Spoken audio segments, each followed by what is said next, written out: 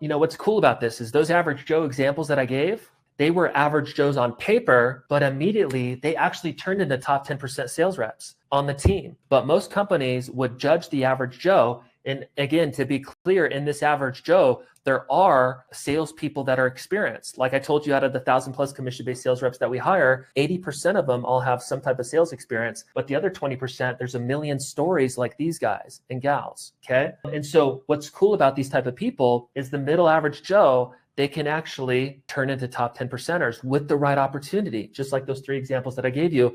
And also the average Joes, they can transition into leadership later. So as an example, maybe this roofing company, the college professor guy that's been crushing it, well, he's been teaching kids for 10 years, right? So he knows how to train, he knows how to communicate. Well, maybe he's a great candidate potentially in the future. I don't know what their company's going to do with him, but maybe he's an example person that knows how to lead people, manage people, train people, because he's been doing it in a college atmosphere for 10 years. And he also knows how to sell and show up and do the work, which he's done in the sales role. And maybe he's an example of a person we can transition into sales training or sales management, okay? So the middle average Joes, they can turn into top 10%ers and even sales leadership, which is really cool. Again, if the average Joe will come on and produce quota, and I can find that person over and over and over and over again, that is not a bad thing, okay? You need to invest the time to screening the volume. You need to be open maybe to a different type of candidate, this whole kind of topic I've been going through over the last 20 to 30 minutes. And also you actually need to be good at selling your opportunity. Like my energy right now, am I convicted on what I'm saying? Yes, I am. You got to be good at selling your opportunity. Our company, the culture, the industry, the plans for growth in the future, the career path, the sales model, the income opportunities, the income ranges, all of that stuff has to be presented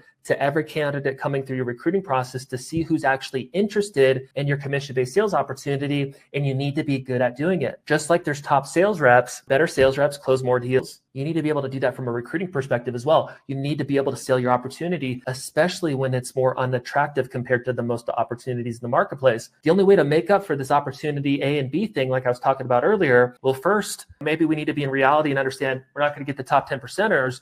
But what's cool about the opportunity B is most of your competitors, 99% of small businesses in the US or wherever you're at, they all suck at recruiting. And so you can make up for a lot, even if your opportunity is not very attractive, by being great at the recruiting process. Getting the volume, screening through the volume, selling your opportunity, getting them to say, yes, I get it. I get the long-term path. Although it's not that attractive in the first 30, 60, 90 days, I get that the industry, the vision, the career path, the income model, all of that stuff is good enough for me to want to take next steps in the hiring process. Then we close them in the one-on-one. Okay, so my main point there is you got to be good at selling the opportunity as well. Okay, so the actual recruiting process, ads, presentation, screening, scheduling, one-on-one. Ads, we need the volume of recruiting leads. Presentation, we need to present our opportunity to everybody coming through the recruiting process. Screening, if they're interested after the presentation, we actually need to take them through a screening process to make sure they're worth your time for a one-on-one interview. If they make it through the screening process, we need to schedule them within 1 to 2 business days on a one-on-one interview, because just like a sales process, we want to close these leads up quickly. But from a recruiting perspective,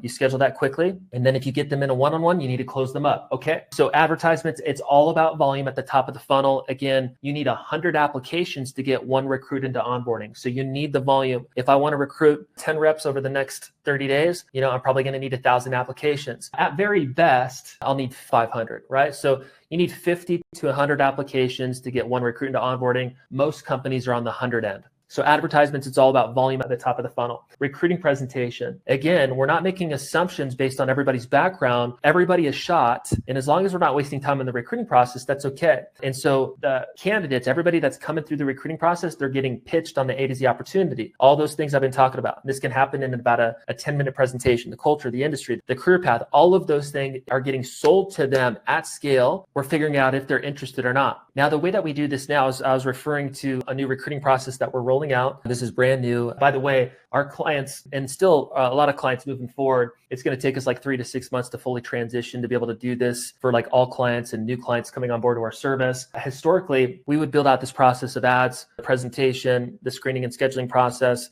the one-on-one process, and we'd build that out for a client, and we'd train them on the presentation piece, the application screening and one-on-one interview scheduling piece, and we would just pretty much manage their ads and push people into the presentation, and they would have to do the presentation live. Well, what we're rolling out we're kind of in the middle of rolling it out right now, our new service for a small percentage of people until we have a big enough team to be able to do this for every client, because it is a lot of work. We're building out the same process, but our clients are only going to have to worry about one-on-one interviews. And we're managing the ads. We're presenting the opportunity to 100% of candidates coming through the recruiting process. If they're interested, we're taking them through a screening and scheduling process. We're scheduling the one-on-one on the behalf of the client, and the client's just closing them up in a one-on-one interview. To go back to the process ads, high volumes of candidate leads at the top of the recruiting funnel, recruiting presentation, pitching the opportunity. This can be a 10-minute presentation, all those things I've been talking about. If they're excited, you take them through a screening process. We do this in the form, first and last name, email address, cell phone number. What were 1 to 3 things that intrigued you about the presentation? Why do you feel you'd succeed in a fully commission-based sales position? What's your most relevant working experience to the opportunities presented today? What have you done over the last 12 months to improve your sales ability? So questions based around the opportunity and general questions as well. And they fill out that application, and based on how they filled out that application, we determine if they're worth, or you would determine if you ran this process inside of your business, if they're worth your time scheduling for a one-on-one. And then you schedule them on a one-on-one. You need to get that one-on-one done today, tomorrow, or worst case, 2 days later, because the longer that you push out your one-on-ones, especially in a commission-based sales opportunity, the higher your attrition rate is, or the higher your show-up rate, or lower your show-up rate will be into the future for your one-on-one interviews. And then you need to close them in your one-on-one interview. For your one-on-ones, those are going to be 30 to 60 minutes, depending on your opportunity. Entry level can be shorter, and there's a lot of nuances there, but it's typically going to be 30 to 60 minutes, and you guys can figure that out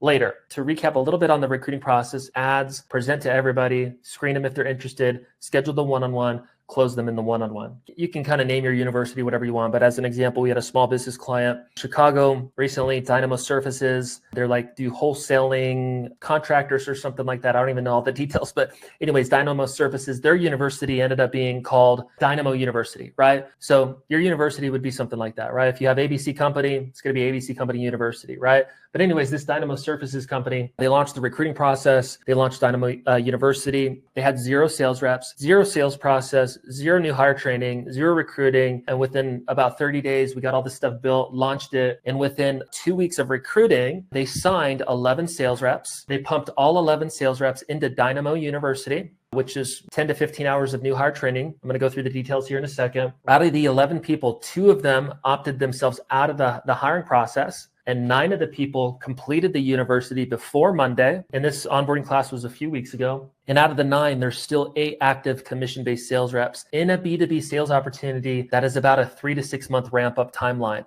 The income opportunity is not good at all in the first 90 days. Amazing owner, amazing company, amazing product, but the commission-based sales opportunity is like one of the most difficult opportunities to ramp up into, therefore making it really difficult to build a sales team. And so this company, who is more of like a technical founder, not like a high-level sales leader, sales guy, he was able to build out his new hire training, launch recruiting, sign 11 reps, get 9 of them through Dynamo University before this started. 2 of them opted out, which is great because they didn't show up to Monday and waste anybody's time. And 8 of the reps are still active. Within a month, his whole freaking business is different. And all of that, the retention piece of the 9 onboarding on Monday primarily is happening because of the university. The time investment required to onboard sales reps, if you're doing it correctly, is a lot. And so the goal for every company, even for the big boys, but especially for the small business owner who doesn't have the full-time sales trainer or the full-time director of onboarding or whatever, that person needs to automate everything as much as possible in their new hire training so that they can actually get success with reps onboarding into their company, if that makes sense.